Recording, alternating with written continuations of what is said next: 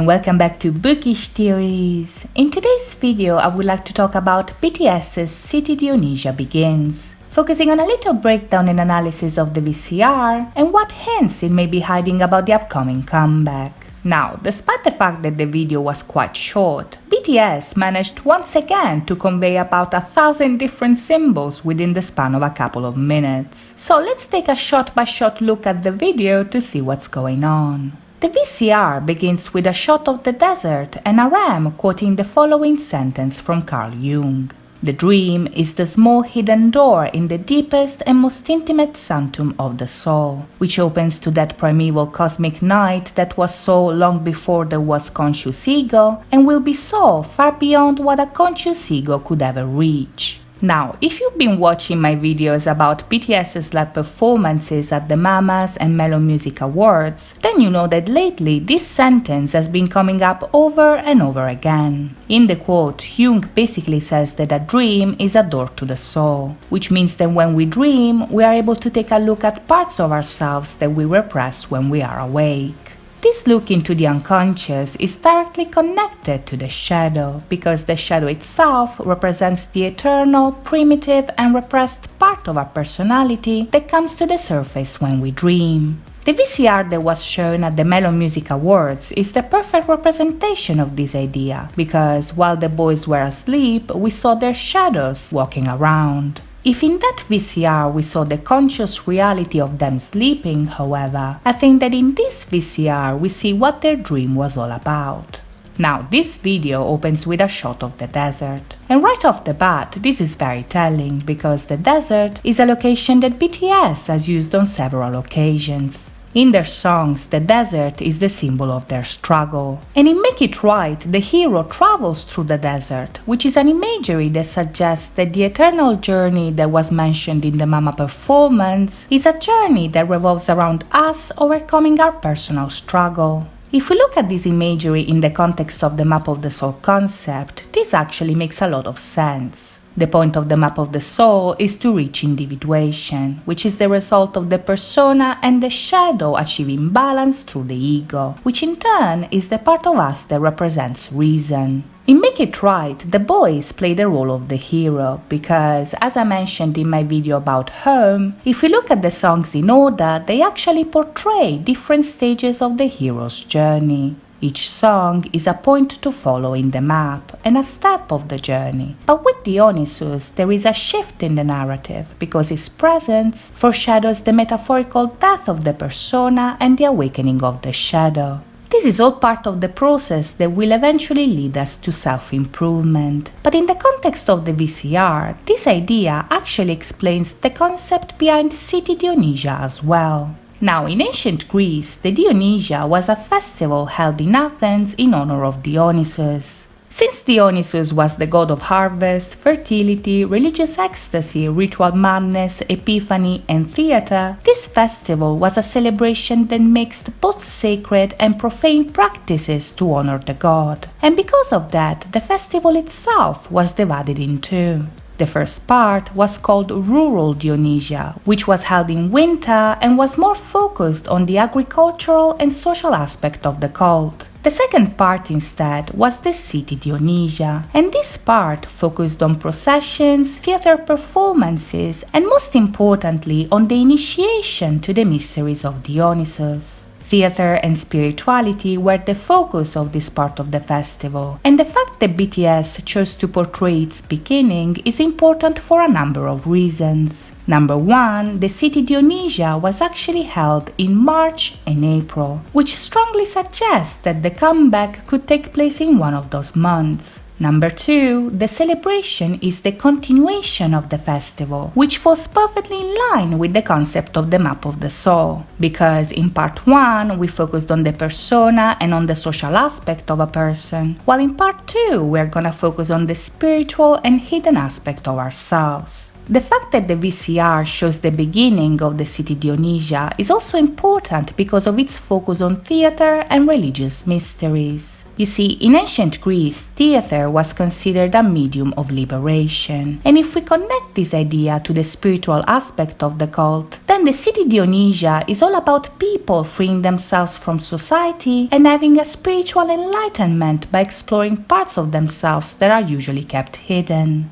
This is literally what the shadow concept is supposed to be about. But since we are not there yet, the VCR is only showing us the beginning. That is the procession that introduces us to the concept. Now, a lot of people see the boys as portraying different gods of the pantheon. And I have to say, I'm really split on this one because I both agree and disagree. On the one hand, I'm 1000% sure that Namjoon is playing Dionysus and that V is playing Apollo, because the way they've been presented throughout the latest performances has been coherent with both mythology and Jung's concept of introversion and extroversion. On the other hand, however, the other members are a bit all over the place. So even if there are some hints that they may symbolize different gods, in this case I think that with the exception of V, all of them represent a different aspect of Dionysus, not only in the context of Greek mythology, but in regards of the theories of both Jung and Nietzsche. Now, you're probably surprised that I'm throwing Nietzsche at you all of a sudden. But if we look back at Blood, Sweat and Tears, Nietzsche was so important in the concept that they went as far as including a quote from him in the video. So since I think that the shadow concept is gonna be connected to wings, I also think that it makes sense to include him and a book of his called The Birth of Tragedy. Now, this book is very important to understand what's going on because, according to Nietzsche, Dionysus not only was the perfect representation of the tragic hero, but a hero that appears in a multiplicity of shapes. And sure enough, in the VCR, 6 out of 7 members represent the different shapes of Dionysus. Namjoon is the leader and carries the Tirsus, so he represents the power of the god and everything he stands for. Jin is wearing pearls, a traditional wedding gift that represents both the unity between masculine and feminine, as well as the gender ambiguity usually associated with Dionysus. Jimin, on the other hand, symbolizes the serpent, one of the sacred animals of the god and the symbol of the sexual and primitive aspect of his cult. Jung instead is portrayed with wine and fire, so he symbolizes the intoxication of his followers and the fiery passion of the celebration. After him we have Hobie eating grapes, the sacred fruit of Dionysus and his connection to harvest, while Jungkook has a crown of vines, which symbolizes the endurance of the god and his agricultural cult. As you can see, all of them represent a different shape of Dionysus, but in the context of Nietzsche's theories, they also represent a different shape of the perfect hero, which is the same figure that we follow in Make It Right. What you are seeing here is the stage of the hero's journey where the hero abandons his persona and finally embraces his true self. But in order to do so, he needs a little help, and this is where V comes into play. Now, in this context, V is playing Apollo, which is the opposite of Dionysus in both Jung and Nietzsche's theories. In Jung, Dionysus and Apollo respectively represent introversion and extroversion, so one side is more focused on the hidden and personal side of us, while the other is more focused on the external and social aspect of our life. In Nietzsche, instead, Dionysus represents the tragic hero and the irrational, passionate and chaotic side of art, while Apollo represents the beauty of art in connection to moderation, logic and wisdom. What's truly interesting about all of this is that in The Birth of Tragedy, Nietzsche says that the Dionysian side of art is covered by the Apollonian veil, which is something that keeps us from truly freeing ourselves through art and thus transforming into works of art ourselves. If we lift the veil, however, that is, if we allow ourselves to explore even the most irrational side of ourselves, then we are able to find our inner God, achieve balance and overcome sadness.